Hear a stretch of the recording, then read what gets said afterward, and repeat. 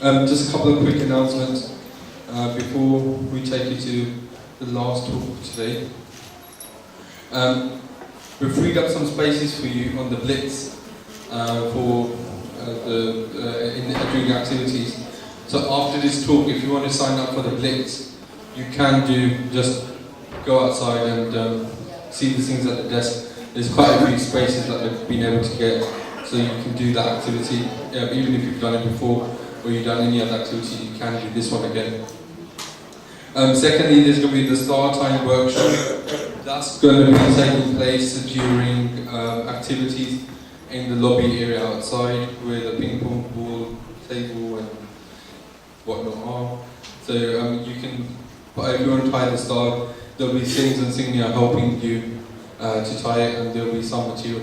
If anyone's got any extra material in their rooms that they want to help donate, please do so, because we've got a few, but we could always do it more. And I think that's enough of the urgent ones. I'm going to introduce you to Benji Jaswant, who's a solicitor, and she's going to be talking about Seva to us. So without further ado, I'll hand it over to her. Waheguru Ji Ka Khalsa.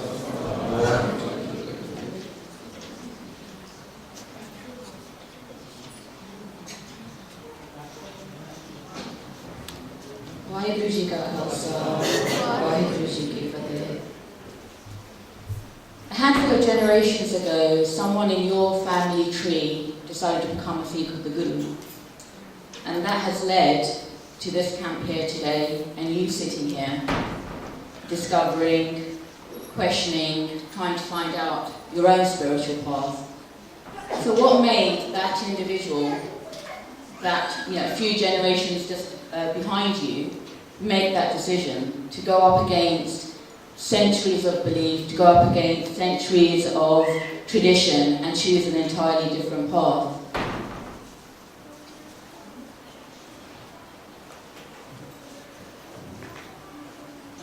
The answer to that is Dhan Sri Guru Nanak Dev Ji Maharaj. What Guru Nanak Dev Ji did, prior to Guru Nanak Dev Ji, there was always religion, there was always spirituality. But what Guru Nanak Dev Ji did was he brought a spiritual revolution that's reflected in social reform. And that's the unique aspect of Sikhi. Bhai Gurdas Ji talks about Guru Nanak Dev Ji as a conquering hero and a roaring lion. And he says that when Guru Nanak Dev Ji came, Sat Guru Nanak Pargatya, Miti Dhund Jag Janan Hoya. Prior to Guru Nanak Dev Ji, there was confusion, there was fog.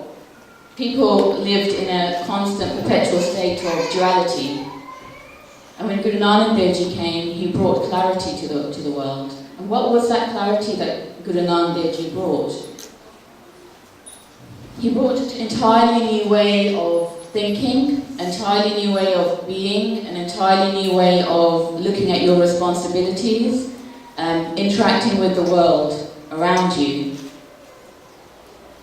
And often Sikhi is looked at in the context of, people say Martha Kisara Panchadaya, and people think of it in terms of Hinduism and Islam. But what Guru Nanak Dev Ji was in fact doing was he was rejecting Western philosophies and Eastern philosophies, and he developed Sikhi, which is an entirely different path to those two philosophies. Now, Western philosophy is very much based on Christianity, and Christianity is based on you have a creator and you have a creation, and depending on your actions, you'll go to heaven and hell. And Eastern philosophy was based on who you were born to. So who your parents were, where you were born, the location of your birth, dictated what tribe you belonged to, in whose house you were born, where the sun was, where the moon was. All of these things are all surrounded by your actual birth. And whatever you were to achieve in your life, what you were to eat, what you were to drink, where you were to eat, where you were to sit, with whom you were to eat, all of these things were dictated by who you were born to. Even till today, looking at the caste system in India, even what job you can do is dictated by that caste system, and even to the extent where your spiritual development or lack of is determined by those factors. Now in Sikhi, Gurbani tells us that, in fact, this relationship between creator and creation is a myth. In Gurbani talks to us about how we are all a divine spark of a God Maharaj, and how our ultimate goal, our ultimate want in life, if you like, is to realize that and become one with Maharaj, a God Guru. And Guru Gobind Singh Ji in Dasam Granth talks about how Akal Purkh Maharaj is the fire and we're all the sparks, and ultimately the sparks go back into the fire and you can't distinguish between the two. And we know this because Guru Nanak Dev Ji tells us that this is the divine message. It's not an interpretation, it's not biased, it's the divine message of Akal Purkh Maharaj. And Guru Nanak Dev Ji says, "Jaise mein aave kasam ki bani, tasra kare gyan vela lo." That as the message has been told, that's how I've relayed it. So in Sikhi then, if it's not dictated, there is no creator-creation relationship as such, and it's not dictated by who you're born to, and where you're born, and astrology or any of those things. So what do you have in Sikhi then? The only currency in Sikhi that we have is our actions and our deeds. Those are the only two things that you have. So, to begin to understand what the message of Guru Nanak Dev Ji is, we'll go right to the beginning and look at the term Nanak itself, the name, Guru Nanak Dev Ji's name. Now, Anak, the second part of Guru Nanak Dev Ji's name, means duality. So you have something and you have an opposite. You have something and you have an alternative, or you have a parallel. The first part of Guru Nanak Dev Ji's name means no, so no duality. You have something that's complete, you have something that's whole, that has no alternative, that it can't be paralleled. Guru Nanak Dev Ji, and in essence that's the message of Sikhi, is this wholeness, it's this completeness. And if we were to, when we do Prakash of Guru Granth Sahib Ji Maharaj, what's the first word or letter you would see? Ik. One. Again, the completeness, the wholeness. This is what is one of the most fundamental aspects of Sikhi. Now, how is that reflected then? Okay, so we've talked about wholeness and we've talked about completeness. That is reflected. If that's what the Guru says, how is that to be reflected? If that's the Guru Granth, then if we're the Guru Panth, then surely that should be reflected in us, in our actions and our deeds.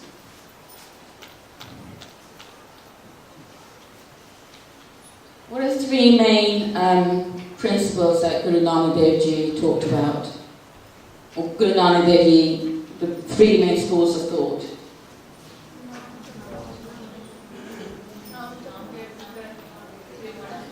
Okay, so Nam Japana, Keertan, and Vanshapana. So I'm sure you've spent a lot of this camp talking about Nam Japana. What's Keertan? Honest living. And what does that mean? What's an honest living? Hanji? And how do you earn that honest Gurbani?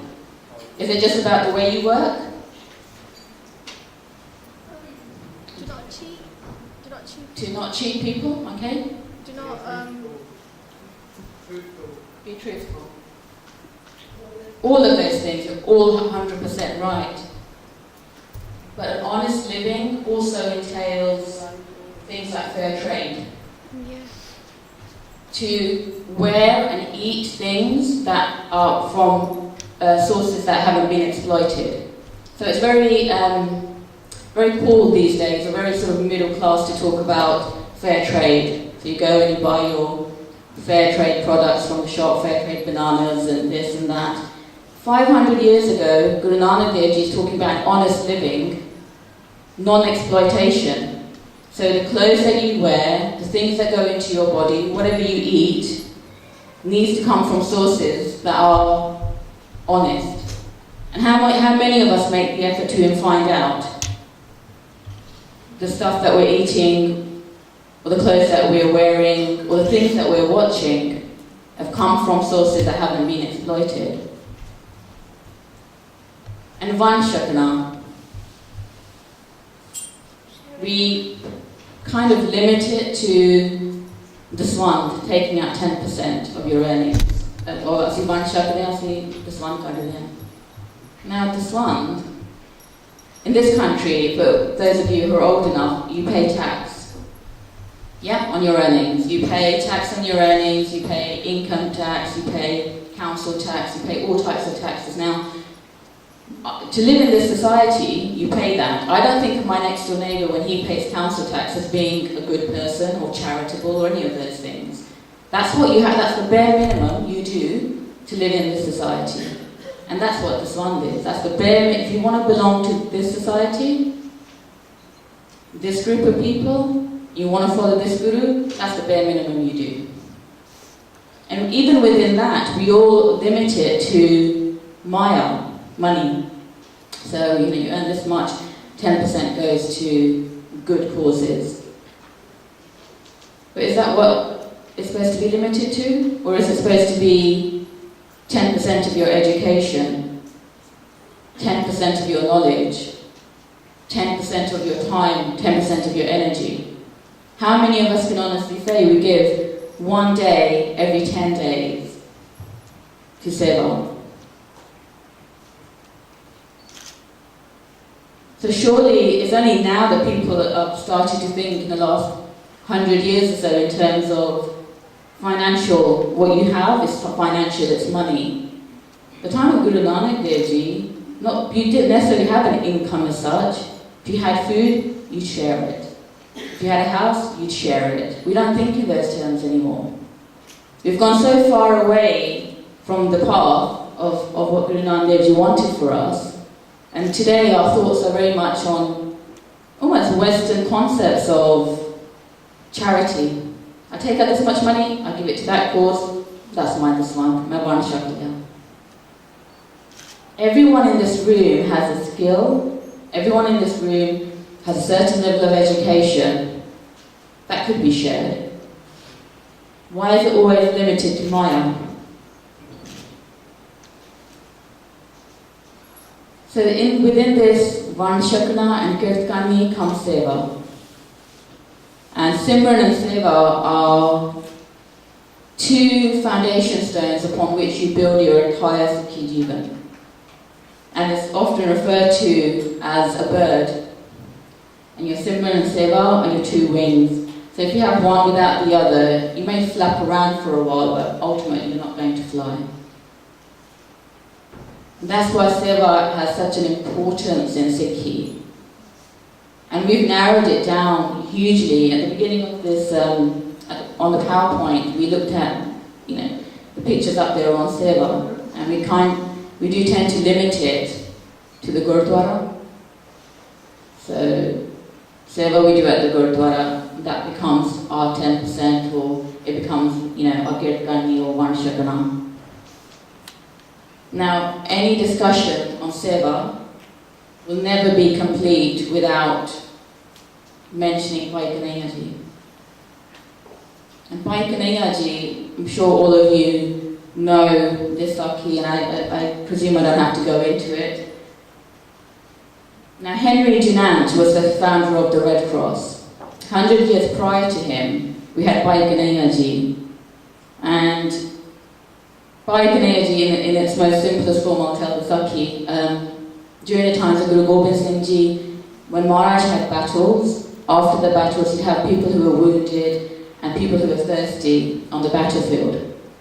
And Bhai Kanhaiya Ji would give them water and would administer first aid. And that's what the Red Cross was set up for victims of war, humanitarian aid for soldiers. And when the Singhs saw Bhai Kanhaiya doing this, they questioned him. And they went and then they questioned the Guru, Guru Gobind Singh Ji, and they asked him and said, well, you know, we're fighting these huge jungs and Bhai Kanhaiya Ji is walking around after giving water and first aid. And when Bhai Kanhaiya Ji was asked by the Guru why he's doing this, Bhai Kanhaiya Ji is responsible, well, Maharaj, I see you in everything. Bhai Kanhaiya Ji is in tune with the wholeness and this completeness we spoke about. Bhai Kanhaiya Ji doesn't know any other way of being. It's not an option, it's not, you know, oh, I think I'll do this. It's just his natural way of being. So seva is an attitude as much as it is an action. We've limited it to actions. Okay, if I do this, it's a seva. If I do, but it's your, you know, you can do seva in that form. But Maharaj tells us that actually it's your attitude that you bring to seva. That's hugely important.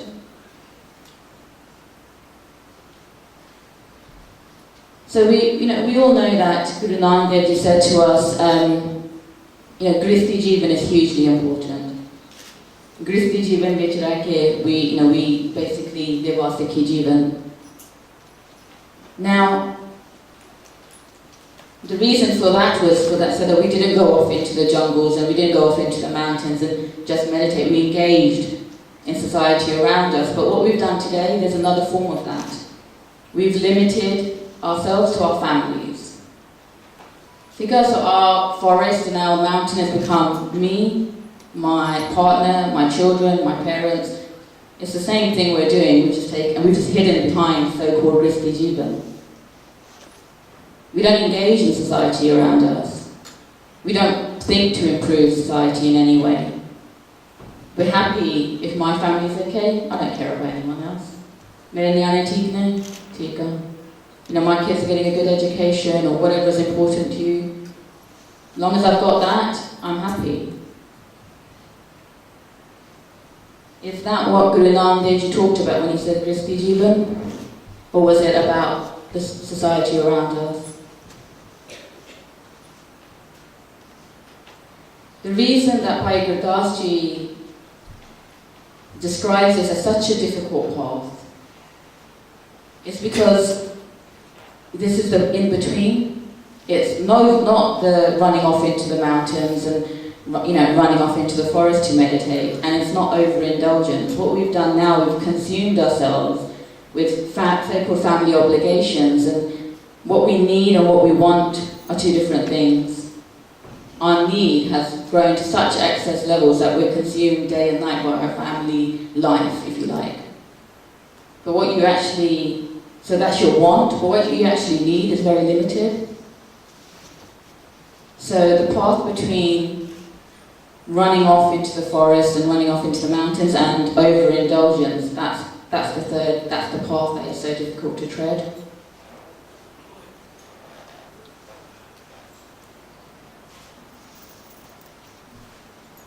This again is a very famous painting, and many of you know this Sakhi.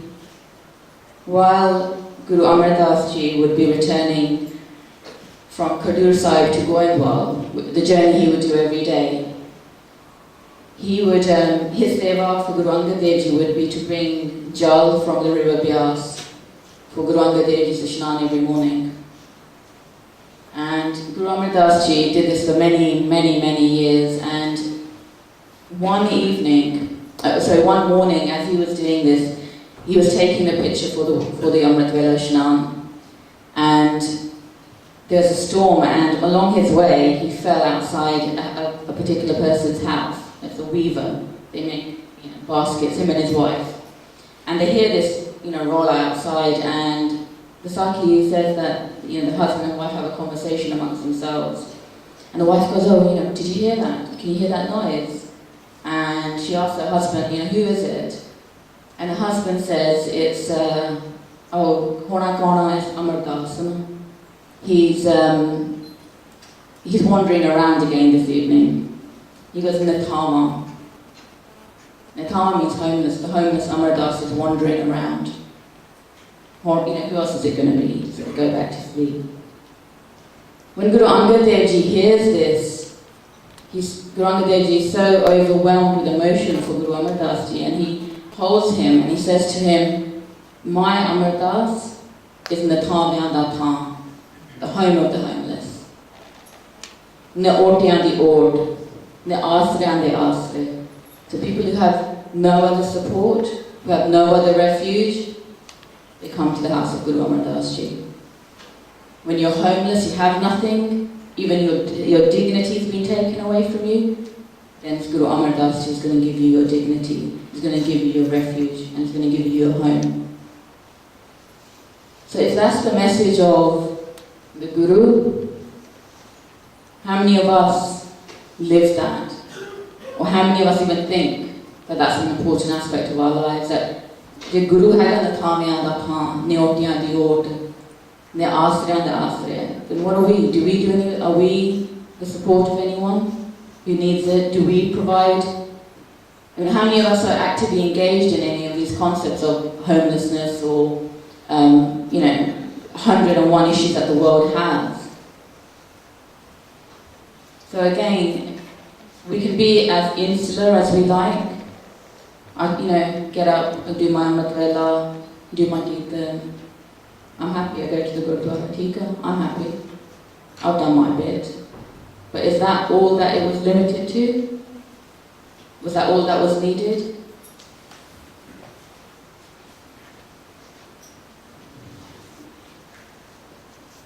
If I was to ask you what are some of the major problems in the world today, what would you say? Think globally, think, the entire world.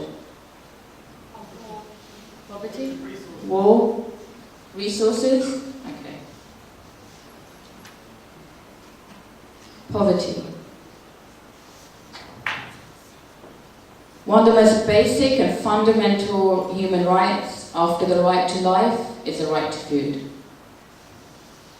Forget, freedom of speech and freedom of religion and all the other human rights that come after that, because you don't have food to put in your mouth. None of that matters.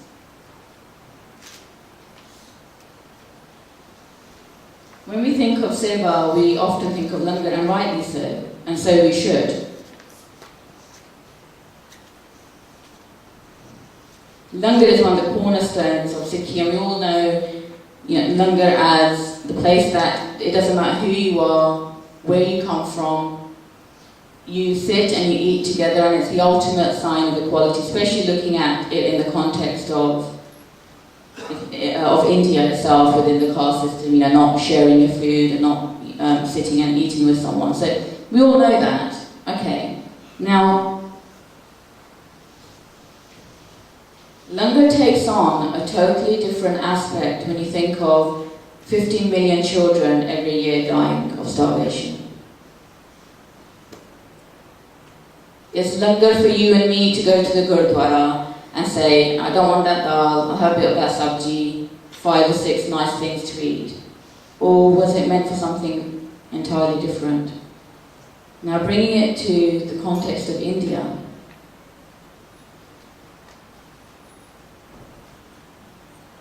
a recent report by the government called the Arjun Sen report looked into poverty in India, and it says that 77% of Indians live on less than 20 rupees a day.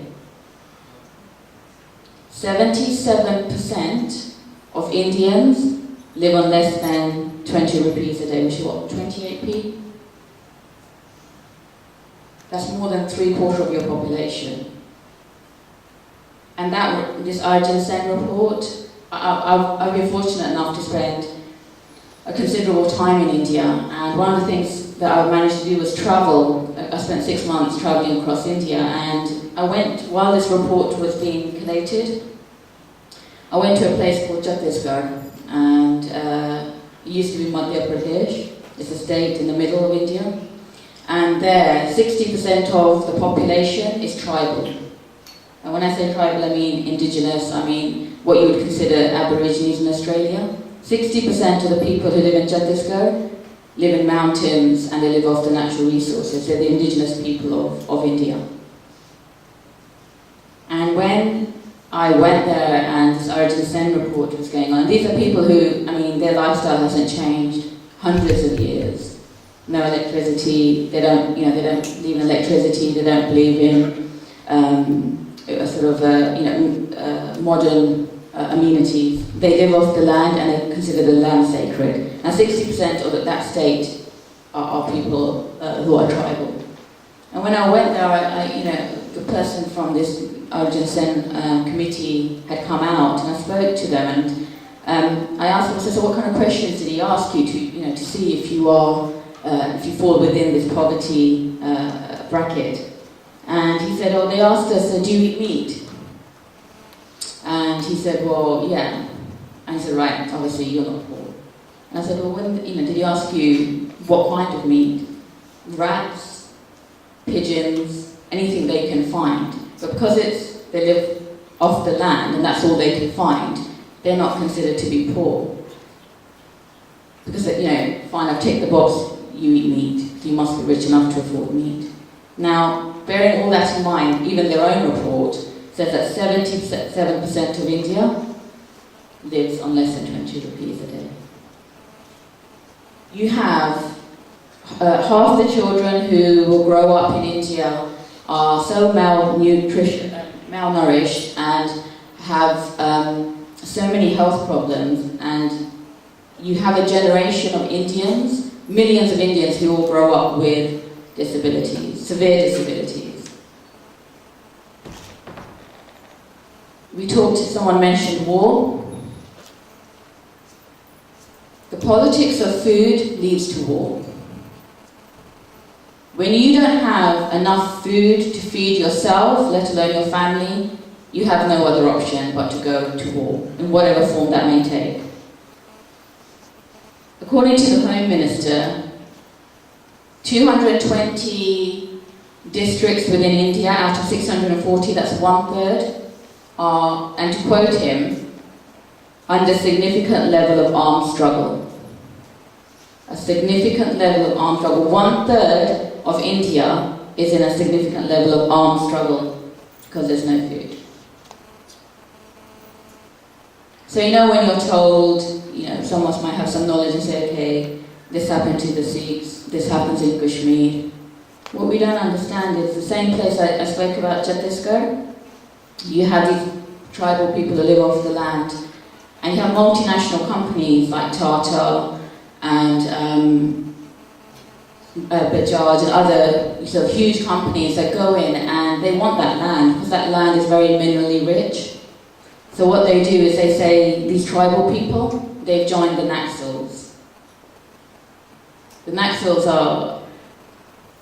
it's a huge movement throughout India that is based on the poor fighting up and rising up against sort of huge rich companies and rich people. And these people, they haven't joined the Naxals. They don't have food to put in their mouth. So if someone comes to you and you don't have chapliyan and says, here's an AK, let's fight, what are you going to do? It's not some big ideology, it's not some big understanding, it's I don't have food to give them. When you have to look at your child, looking at you because they're starving, what choice do you have? 1/3 of India is in armed struggle, according to the Home Minister. So we talked about natural resources, some of the problems in the world. Someone mentioned war, someone mentioned poverty. Now, ironically or significantly, that 20 rupees that people live off, that same 20 rupees was what Guru Nanak Dev Ji started the langar with. It was 20 rupees that his father gave him when he started the langar, and the first time that he fed the sadhus, Bibi. And that's the same 20 rupees that people earn today. So when we talk about langar in the context of chips and beans and this and that, all of these things, all these lovely dishes when we go to the Gurdwara, that's led us to have diabetes and all. Is that what langar was? Or was langar to feed the thousands and millions of people around the world in India? Do you think Guru Nanak didn't see all this? Didn't see how people were suffering and started the langar? Now, in Sikhi we say, we don't believe in fasting. Oh, you know that Maharaj doesn't believe in fasting. Maharaj is saying to you, when fasting is an option for a rich person, je tune haga na khana milda, you choose a day not to eat it. Sikhi is so practical. Maharaj is saying the people, 77% of people, from the moment they are born to the moment they die, are fasting. They're starving to death. You're going to talk to them about don't eat on this day and you'll receive spirituality? Sometimes, we've made Sikhi so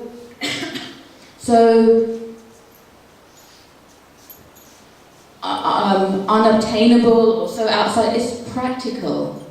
You don't fast because you maybe have that option, someone else doesn't. How could you say to someone who lives their entire life starving, oh yeah, this will give you some kind of spirituality?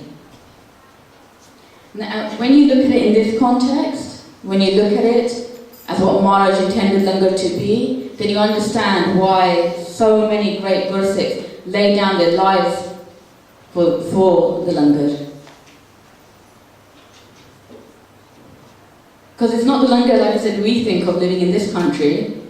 That's not the Langar that Maharaj intended, necessarily. We all know the famous Sakhi of Bhai Taru Singh. Now, why was Bhai Taru Singh arrested originally? I'm sure you all know.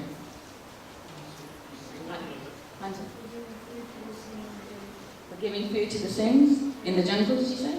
Very good Singh. That's true, but also, Bhai Taru Singh Ji, if you look at their Jivan, Bhai Taru Singh Ji lived with his mother and his sister. Both his mother and sister were widows.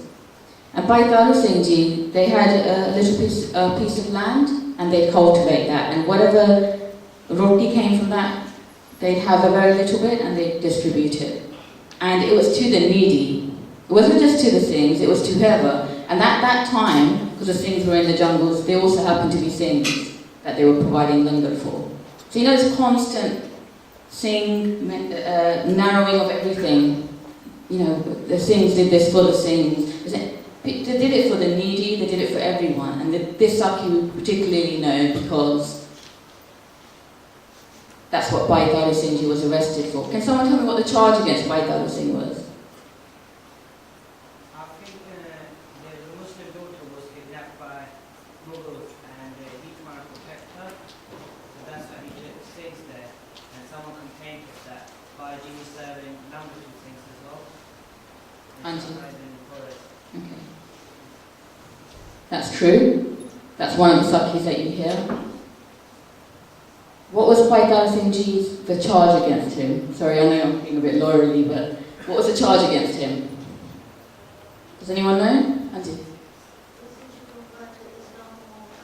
That was the option, but what was the charge? What was he charged with when? Anji?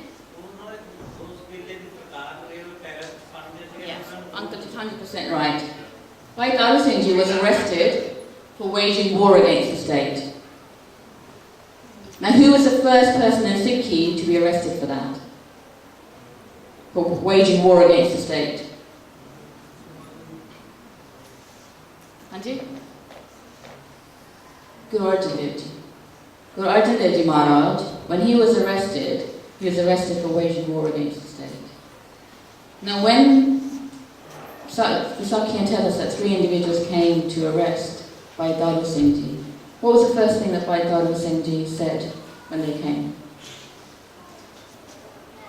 Langar Shakku. Come, fine, you want to arrest me, that's fine. Shakku pala Langar Shak ke jao. The importance of Langar, the importance of what these things mean, have been lost on us today. Now I want to skip forward to another individual who's unfortunately his name I don't know. There's a book called Black Thunder and it refers to Operation Black Thunder in 1988 at Darbar Sahib. Now it's written by someone called Sarabjit Singh and he's a police officer and I don't recommend the book but this is something that one of the only good things I took out of it. in that he talks about a period when the police and the army say to the Singhs within Darbar Sahib, we'll have a ceasefire for a little while. This is the second attack on Darbar, or third attack technically on Darbar Sahib, between 1984 and 1988. And during this ceasefire, he writes in this book about, so everything's quiet, there's a ceasefire, and they see this one thing, and he's got like a kapra, and he's got something underneath his shawl, and he runs out into the Parkarma, and bearing in mind this is supposed to be a ceasefire, and he runs as fast as he can from one end to the other, and they shoot him and they kill him. The book never explains why, if there's a ceasefire, he's shooting, but okay. And they say we drag this thing's body to the side and we, pick up this shawl and we see what's underneath. It's langar. It's langar for the things. That thing is running as fast as he can during an army operation on the Darbar Sahib, not taking arms, he's taking langar. So when you look at the importance of langar in this context, you understand why people die, why people lay down their lives for this right to food. In the West, we talk about the right to food. We're so mesmerized by concepts in the West. The Universal Declaration of Human Rights only came about 660 years ago. Things have been laying down their lives for the right to food for 500 years.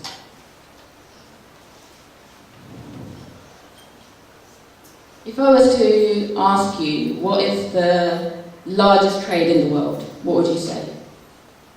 Sorry, largest illegal trade in the world. Not illegal trade. Arms? Uncle's 100% right. Arms is the largest illegal trade in the world. What's the second largest? Drugs. No, it's not drugs.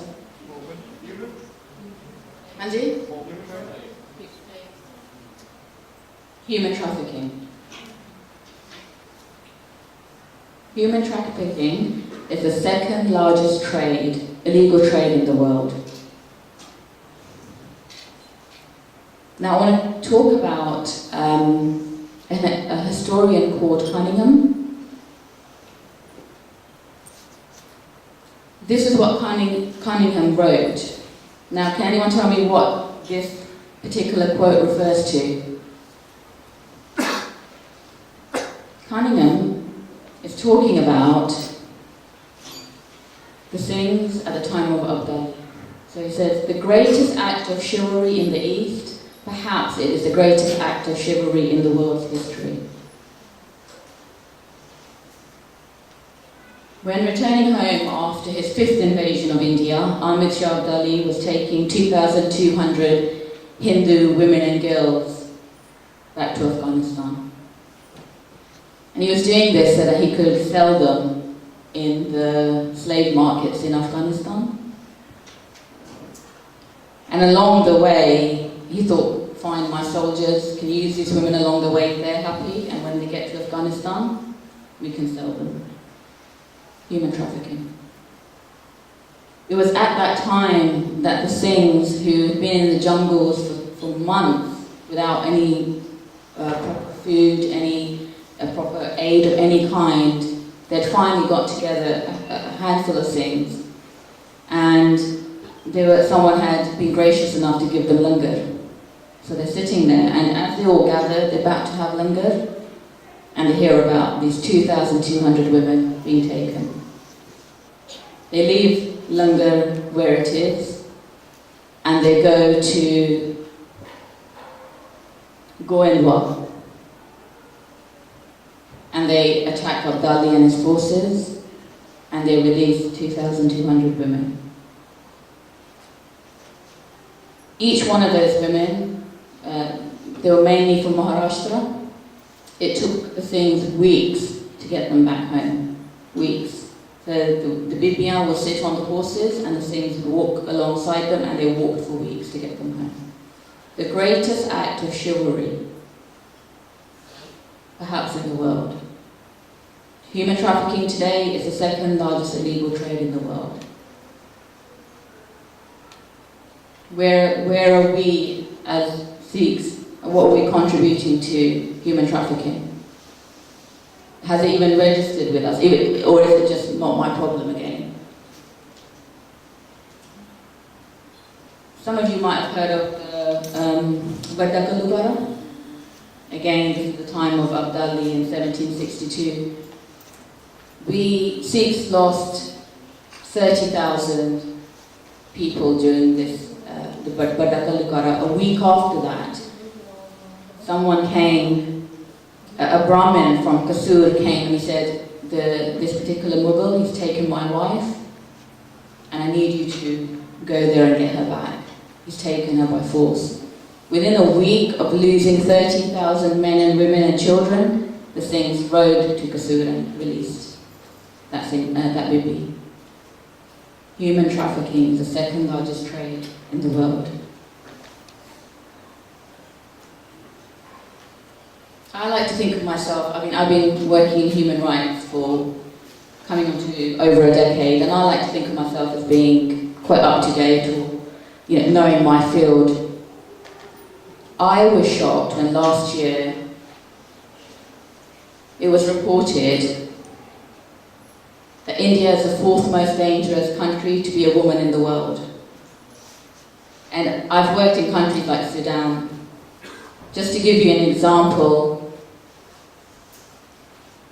I don't know how aware you are of the situation in Sudan, but they've had a civil war there for many, many years. And one of the projects that we were working on, I worked with an organisation called the Sudanese Organisation Against Torture. And one of the things that, one of the projects of this particular organisation was working within IDPs, internally displaced people's camps. So we'd go to the camps and the organisation would ask the question, a lot of the women there, they developed severe health problems living in these camps, and they thought it was an issue of sanitation. So, they said, okay, well, you know what, we need greater sanitation in these camps. This is, there's no kind of facilities for them to go use the toilet, etc. But when these women were questioned a little bit further, the women said, actually, we choose not to go to the toilet. And why is that? We choose not to go to the toilet. We hold it in for days because at night time, militia men come and they come and rape us in these camps. And what we do is, when they try and rape us, that's when we open our bowels as a deterrent. Now, Sudan doesn't come in the top 4 countries around the world, but India does. India is the 4th most dangerous place in the world to be a woman. What are the first 3? First country is Afghanistan.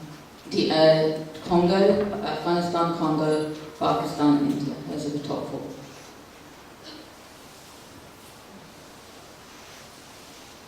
We talk about genocide, the genocide of the Sikhs. We talk about that a lot, and rightly so, and so we should. 10 million girls in 20 years.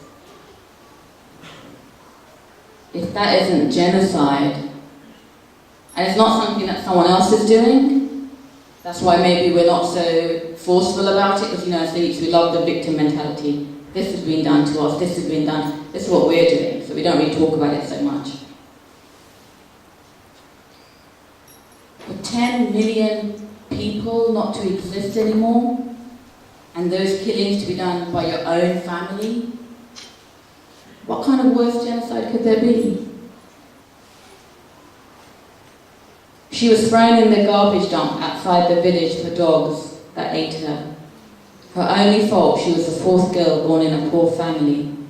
And this is a quote by Hashinda Kaur. I'm sure some of you have heard of her. She's a doctor who has campaigned hugely on the issue of female infanticide. But we like to think, these unpad bande, unhonu nahi pata wo karte hain. Chandigarh is one of the most affluent cities in India, but it's the worst ratio of women to men. So it's not something that the poor are doing that we can distance ourselves from. Something that well-educated, well-to-do, middle-class families are doing.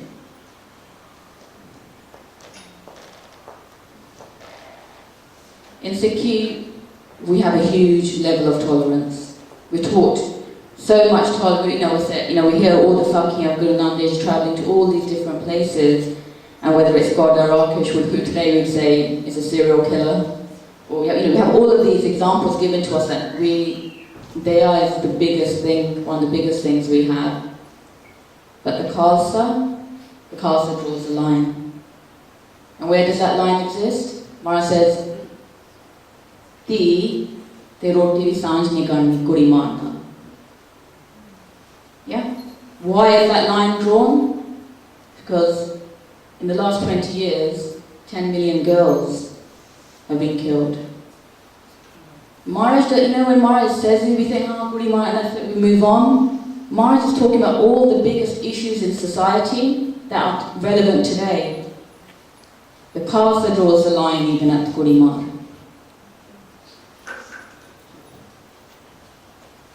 If I was to say to you that there's a new test, that when you're pregnant, they do a scan and they tell you that what religion your child's going to be.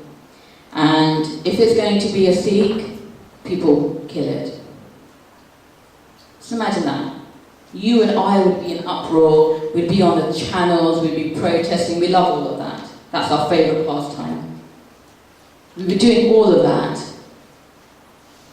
But because it's just babies, it's fetuses, it's not my problem. It's not a Sikh issue, is it? 1 in 4 people, according to statistics, are killing their daughters. So that's all our relatives. If it's not people in this room, it's certainly our relatives. But again, it's not interesting enough, and it's not, there's no victim mentality attached to it. We can't blame the Indian state, and we can't blame this state and that, If I was to say to you that if this was prevalent 20 years before the last 20 years, none of these Singniya would have been here. All the Singniya you see on the screen, they were shaheed either in the Bar side or in the following years what happened in Punjab.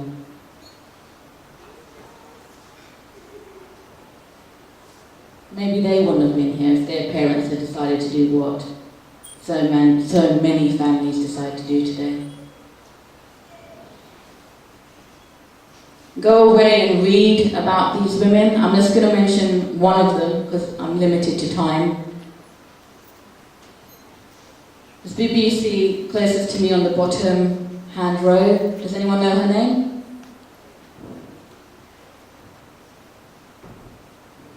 It's Bibi of Kaur.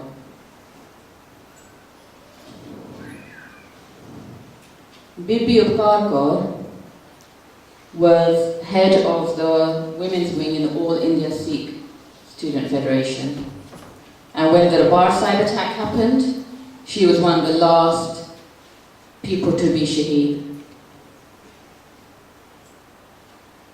While she was studying, while she was at university, she joined this federation, and she became such a powerful speaker. She was really well respected, and she became the head of the women's wing.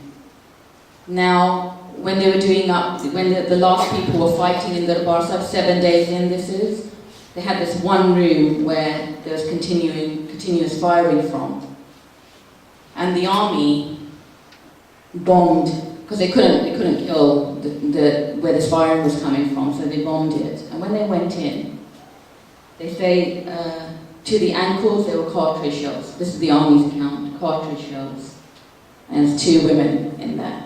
One of them was Bibi of Kaur. And they said when they did the post-mortems, their arms were full of bruises from the kickback to the guns that they were firing with. 7 days in, and two of the last people to take Shahid at the bar side.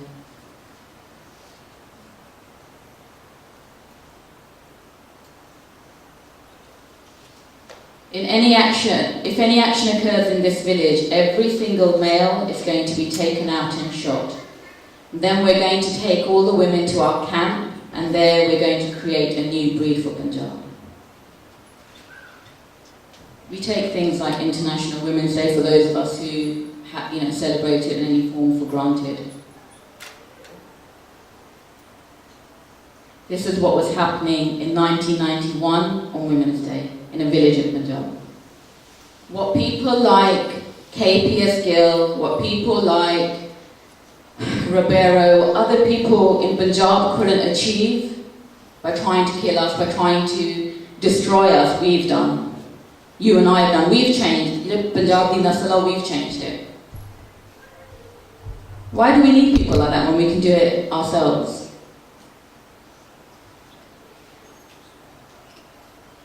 The kind of things that happened in Punjab, the kind of things that happened to women in Punjab, I can't even say from this stage to you. Yet we're committing genocide in Punjab every single day. It's not my, but again, I live in this country, it's not my problem. As long as I can do my bit, whatever that may be, I'm happy. That's our mentality today. So when Mara says Kuri Mar, that's our line. There's a reason for every single thing. Sikhi gives you all the answers to problems in the modern world. We haven't implemented them, therefore we don't know. We haven't implemented what Mara just said to us, therefore we don't know.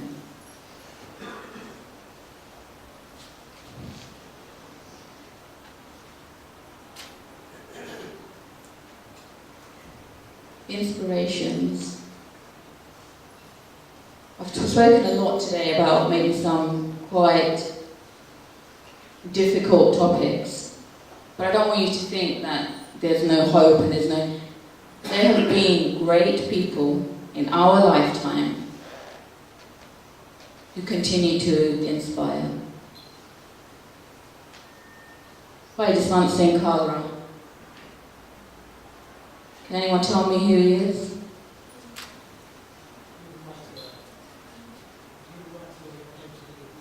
Human rights lawyer who became Shahid. Bhai Jaswant Singh Kaur was the last person to die in Punjab in an encounter related to the insurgency in Punjab. The same person who was walking around, going to villages, documenting cases, he's ironically the last person to be killed in that same way.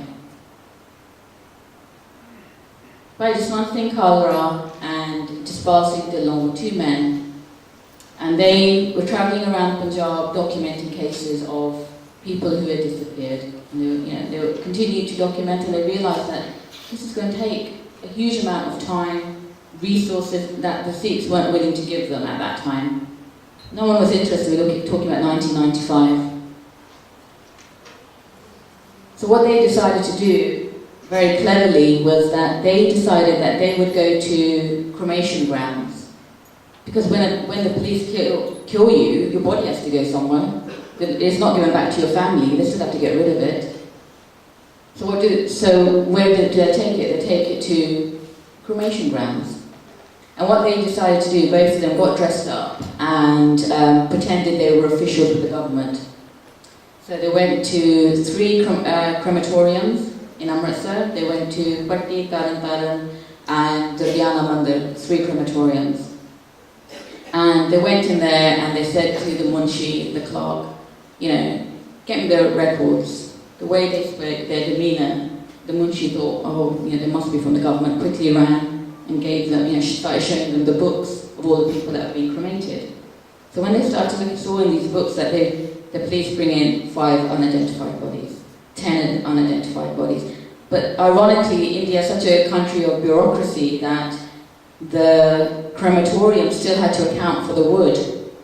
So 5 bodies all piled up together, this is how much wood was required. The list wasn't kept because of the unidentified bodies. The list was kept so they could account for the wood used. So what by Jaswant Singh and Jaswant Singh Kaur decided to do, they said to him, right, give us this, we have to make a copy of this. They managed to do that in one day in 3 crematoriums before the police found out.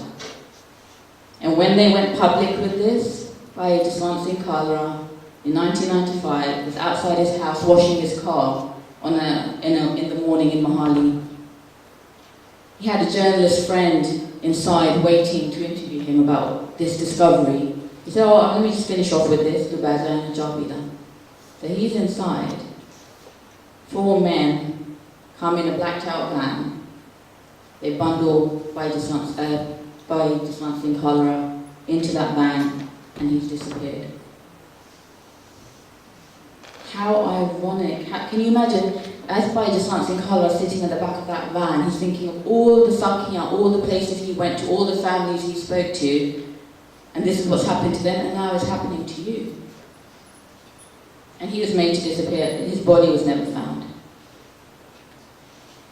We know that he was tortured because people saw him in particular police stations. When I was travelling in India, I went to Tamil Nadu, and there was a lawyer there, a very good lawyer who's working in human rights, and his family is quite well to do. He lives in sort of 7, 8 people in one room, and I asked him, so what inspired you to do human rights? There's no money in human rights, and I'd met his father the previous night, and he goes, oh, Jaswant Singh Kaur. I was shocked. He had read a translation of Bhai Jaswant Singh Kaur's life, a Tamil translation, and he, being a very prominent at the bar, having a huge, very lucrative career ahead of him, decided to leave all of that and do human rights. How many people in this room have looked at Bhai Jaswant Singh Kaur's speech in Canada on YouTube? 15 people, if that. 15, maybe 20. You don't know who Bhai Jaswant Singh Kaur is. You're not listening to his speeches. You're not inspired, but other people are. People are changing their lives and changing their careers because of Bhai Jaswant Singh Kaur.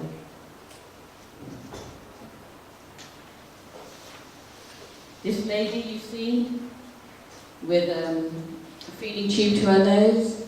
Does anyone know who she is? This lady. Very good. Finally, I've spoken about this in many occasions, and you're probably one of the only people who I've ever know her name. That makes me really happy. Iram Shamila has been fasting, has been on a book hartal for 10 years. She's been forcibly fed in India today. Why is she? Because she's protesting against the Armed Forces Special Powers Act in Nagaland. She was arrested. She said, "Main bhukh hartal karni hai." They force feed her to this day. That woman has been like that for 10 years. Why? For her people, for the fact that her people are being oppressed. And we recently did a conference in Delhi, and her brother came, a conference on Punjab, and he was talking to me about Bhai Jaswant Singh Kaur. 10 years to be on a book hartal for 10 years and to be forcefully fed. This lady is from Nagaland. Those people in Nagaland have been fighting for independence for many, many years, and they continue to. I'm sure most of you would know, I hope you would, the picture just below that, of who that is. Bhagat Pooran Singh. Bhagat Pooran Singh, like I said, many of you will know, he would travel around Amritsar collecting. We talked about Natami and the Asra and the Asra. People who were rejected, who were dumped in the streets of Amritsar due to disabilities, due to such degrees of poverty, children, he literally would collect them, and he started Bingalwaya. One of the most inspiring books that I read when I was coming into Sikhi was Garland Around My Neck. And that's a book about Bhagat Pooran Singh. I recommend it to everyone. It is one of the most touching books I think I've probably ever read. The picture in the middle represents someone called, not the individual on screen, but it represents him in my mind. It's someone called Harjeet Singh. I spent some time in Punjab doing human rights documentation, and you get to hear accounts from families of the most horrendous, unimaginable things. But Harjeet Singh's story I want to share with you. Harjeet Singh was 17 years old, and his cousin had joined the Khalsa Liberation Force at that time, and he was on his way to college. Harjeet Singh had, no political inclinations, had no kind of, he was Amritari, but no, he was, wasn't joined to any Jathebandi. He was just a young man on his way to college, and he is picked up by the police. They're roaming the area. I've heard of, the majority of my time is spent in Gurdaspur. Is anyone here from Gurdaspur area? No one? Our parents are. Has it? Our parents are. Your parents, okay. Gurdaspur is one of the most affected areas in the whole of Punjab. A lot of the Shaheed Singhs and Singhaniya come from Gurdaspur. And I've heard of men, I've spoken to men who at that time were probably in their 80s, who today in their 90s, touching 100, who they say, "Jado sanu army de gaddiyan di awaaz aandi si, we used to lie in the fields, there, try and hide behind the wheat, whatever they're growing, the corn." So Harjeet Singh is going to college early in the morning on his cycle, and a police van pulls up. And where are you going? College. There's two of them. They're both taken. That's the only thing they ask, where are you going? College. Taken into the car, into the van. This story is told to me by his parents. They don't have any other sons, there's only Harjeet Singh. Outside of the village there's a school, and that school was converted into a torture centre. And they close the school down, kids go home, we're taking this over for maybe 2-3 months. And they would take people there from the surrounding, maybe about 7 villages, and they would take them to this place, and that's where people were tortured. They'd open all the khirkiyan, all the windows, so everyone, it's not like now, we're talking about, the 80s. When people were screaming, when they were being tortured, their voices would carry into the villages. So you're killing 2 birds with 1 stone, literally. You're not only making people scared in their villages, but you're destroying lives within this place. Now, Harjeet Singh's father said, he used to be a milkman. So he goes, I'd drive around this school. He's scared to go there and ask for his son. He wouldn't, he would never come back. He goes, so I used to cycle, try and hear out for the screen, see if I can distinguish my son amongst everyone else. He wasn't able to. They didn't ever see Harjeet Singh again. 3 months later, someone came to their house, Siana Singh, and they said, are you the parents of Harjeet Singh? Have you brought some news? Come in. Bring them in, sit them down, and they say, the Singh says to him, the reason I've come is that I met many people where I've been tortured in many different cells. This man had been himself tortured for 8 months, taken to different police stations. And he goes, Jado sanu the kutde ne police wale, he goes, Sadi na jaan nikaldi, we scream so loudly. He goes, it's ringing in your ears after, you're not even sure if you're screaming anymore. That's how loudly you're screaming when they do this to you. And we talk a lot about Singhs being tortured, and it's all. The one thing that I heard continuously from these families and people who were tortured, they said, police, they would do anything. They would go underground, they'd disappear, but they'd say, I'd never want to be in that position again. It's the worst kind of imaginable things that happen to you. And he said that Asi jo janne si, we would scream and scream and scream. And he goes, I was lucky enough to share the cell with Harjeet Singh. There'd be sort of 9 men in a cell, 9, 10, depending on how many people they were bringing in at the time. And he goes, whenever he was tortured, he didn't scream. And he goes, because I turned around and asked him, I said, like, you know, where are you from? Who are you? Like, he said, the way it was there, you didn't even talk to anyone, just in case they told you something and then you were tortured and you'd reveal it about them. So you wouldn't even ask, the thing standing next to you wouldn't even ask his name. You wouldn't even ask where he's from, just in case that when they're torturing you, something slips out. He goes, but I had to, because I had to find out why this 17-year-old, when we are grown men, this 17-year-old was able to do this. And his answer to them, his simple answer was, I don't want to scream if it brings dagh to someone else's heart. All the villages around, all the people around, I don't want them to be scared because of my screams. I don't want them to stop doing what is right. 17 years old, the worst situation you can't even begin to imagine, but you have the soji, you have the thinking to think outside of yourself, even outside the 4 walls.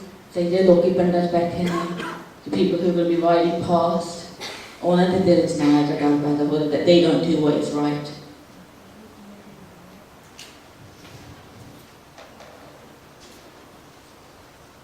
This is a letter that was written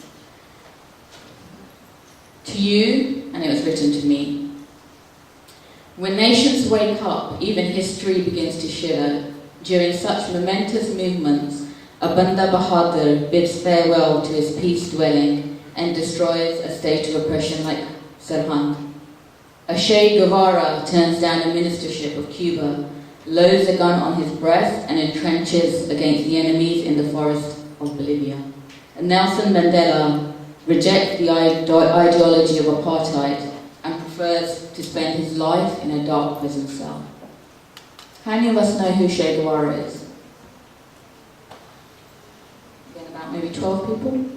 13 people? If I was to ask you what the ideology of Che Guevara is, how many of you could answer that? And I would ask. What was his basic ideology? Andy? It was form of communism, everyone, collectivism, everyone helping out everyone else out. More if you like, for the poor against the landowners, yeah, Andy. Uncle's 100% right. In its nutshell, it was basically the oppressed, the weak, the poor fighting against, rising up against landowners and other those around them. Now, so Che Guevara and Nelson Mandela. In comparison with the violence of the enemy, the violence of the Khalsa abounds in divine qualities and spiritual blessings. The Khalsa has to give such a divine form and beauty to its struggle that it may even burden the conscience of the enemy with the realization of its own sin. Such a moral miracle will be possible only if the concentration on the Guru of the Khalsa and rhythm of the Guru Granth Sahib remain fully connected and intact. The Guru Granth Sahib is the main source of our life stream and spiritual power. These 2 men wrote that letter. You and I like to think we're well educated. We're educated in the West, we hold good jobs. I could Google Che Guevara in 2 seconds and find out everything I need to know. These men, 20, 25 years ago, are talking about how nations are to be forged. They're talking about Che Guevara in Cuba. They're talking about Nelson Mandela. Not through Google, not through all the advances we have. In this room, people can't answer. A majority of you can't answer who Che Guevara is. So you know when you say these people in Punjab, or these people who laid down their lives, you know, Pinda Toisi, yeah, they had a bit of Sikhi Jazba and they died. These were the cream of the crop. You and I are just the leftovers. You and I are just the leftovers. These men were talking about such profound, intricate, intellectual things, concepts, that you and I don't know 20 years later. And when were they talking about it? Not sitting at home on a Friday night, This letter was sent, this letter was written when they were given the death penalty. When it was said to them that you're going to be hung, this is their letter to you and me.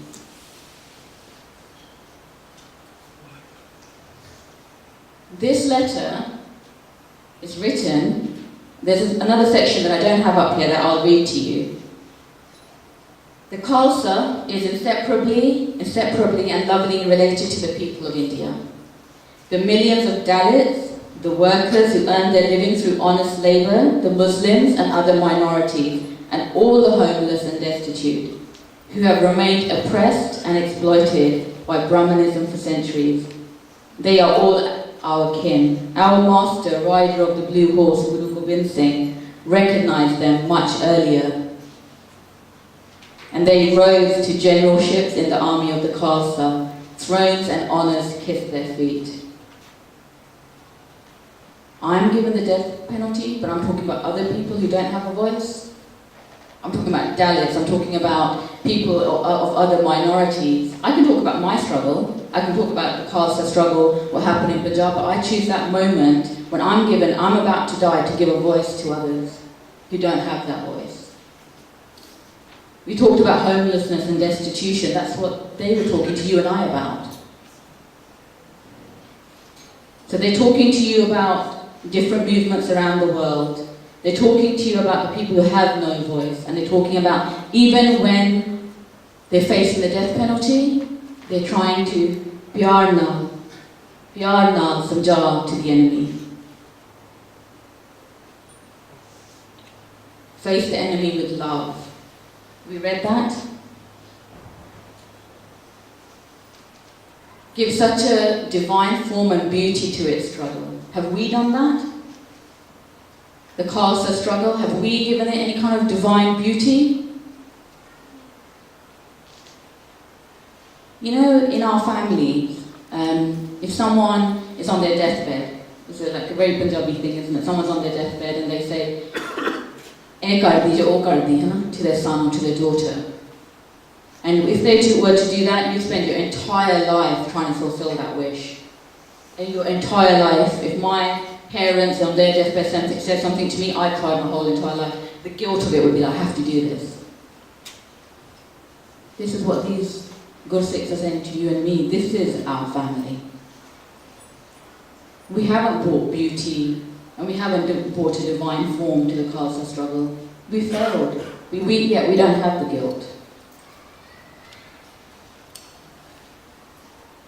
Two highly intelligent, extremely well-read individuals were hung in 1992.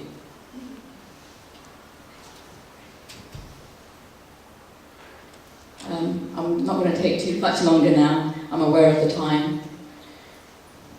It's a very famous quote, but maybe in the context of this talk it even takes on a different form. Where do the Sikhs live? Again, at the time of Dali. These Sikhs live in jungles and sleep on horseback. If you wish to learn the art of war, come face to face with them in the battlefield. They will demonstrate it, the art of war, to you in such a way that one and all will shower praise in them. This is coming from the mouth of the enemy. Last year, the London School of Economics did a survey, and they found that Sikhs in the UK were the second wealthiest community after the Jews. When Singhs were on horseback and living in jungles, this is what we were doing, the greatest acts of chivalry in the world. Now you and me, we have money, we have a nice car. This is what we have. Second wealthiest community. Yet there's parwars in Punjab who, when you go to their house to even document their case, to find out what's happened, they don't have tea to give you.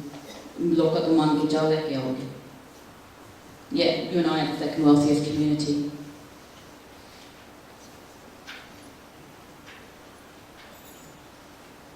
I'm going to finish up with two quotes. Bertrand Russell, does anyone know who he is? He was a philosopher and a mathematician, yes. And and he won the Nobel Prize for Literature in 1950. We're considered sort of one of the best British philosophers, if you like, and an atheist his entire life. That if some lucky men survived the onslaught of the Third World War of atomic and hydrogen bombs, then the Sikh religion will be the only means of guiding them. It has the capability, but the Sikhs have not brought out in the broad daylight the splendid doctrines of this religion, which has come into existence for the benefit of entire mankind. This is their greatest sin, and the Sikhs cannot be freed of it. Our greatest sin. That we haven't understood Gurbani, that we haven't understood what the lives of the Gurus were meant to teach us, that we haven't learned from the great Gurus. Even when they write you a letter, it's still lost on us. How many of you are parents in the audience? Are all of you? Some of you, I want you to think back to when you gave the Bibi, when you had a newborn, when you recently gave birth, and to the things. It was there may be a lot of emotions that you went through. Can someone name me some of the things that you guys were thinking? It was a very emotional time. You look at your newborn, you're overwhelmed. You're so amazed by what Maharaj has given you.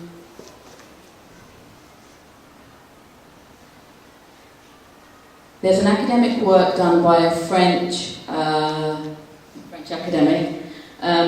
It's called Princess Amongst the Lions, a study of women insurgents in Punjab. This report came out two years ago. So when you and I are sitting in our comfortable lives, there are people who are actually out there trying to record a history of Frenchman. And this is the account of one of the women. This is amongst, an interview with her. And she doesn't say this in any kind of profound way, it's just one of the things she happens to mention. So when you talk about inspiration, I remained active in my group until the 8th month of pregnancy. Shortly before I was to deliver, my husband and I left the group and took shelter in a secure location. After a few months, my child was strong enough, and we went back with the fighters. But it was tough for me. 3 or 4 times I had to take part in encounters with my son on my shoulder. So after a few incidences like these, I left him with families of sympathizers.